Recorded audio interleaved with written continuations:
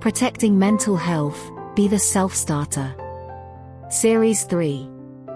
Diving into Our Emotional Worlds. Episode 6. Cocoon of Grief, In and Out. When we lose a loved one or a significant one in our life, we have our unique grief journey towards resolution. According to the well-established attachment theory and clinical studies in grief literature, it seems that the attachment pattern between the bereaved and the deceased plays an influential role in grief resolution. Let's look at the relationships between the attachment patterns and how it affects us to emerge from the cocoon of grief. Attachment and grief. According to the attachment theory in grief, there are two types of attachment patterns, namely, secure and insecure.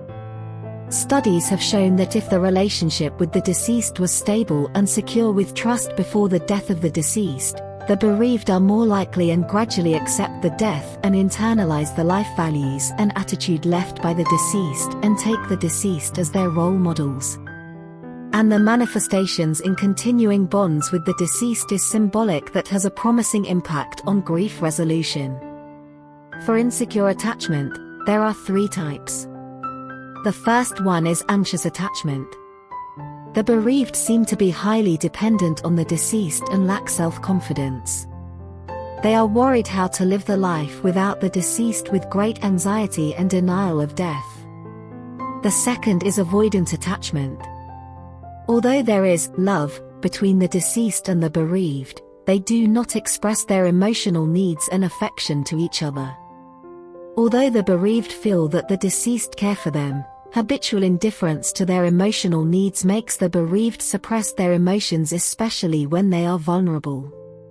For grief-stricken people who belong to avoidant attachment, they live their lives as if nothing had happened. It is easy to confuse avoidance with resilience.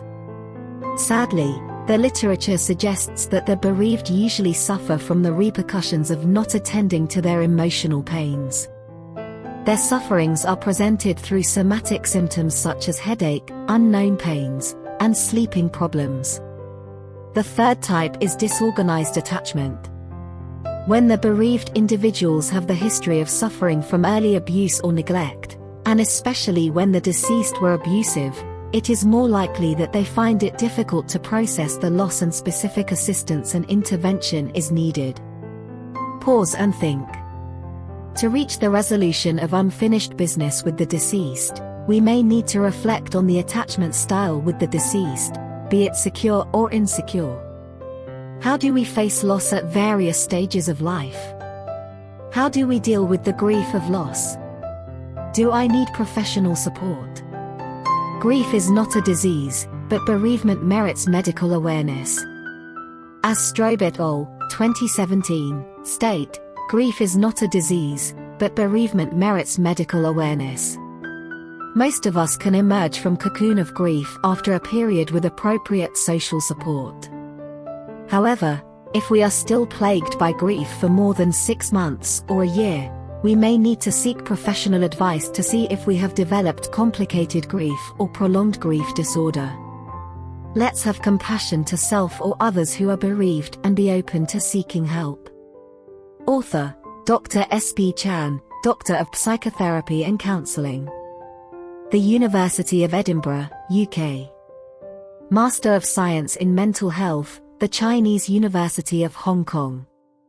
Master of Science in Psychiatry, Cardiff University, UK.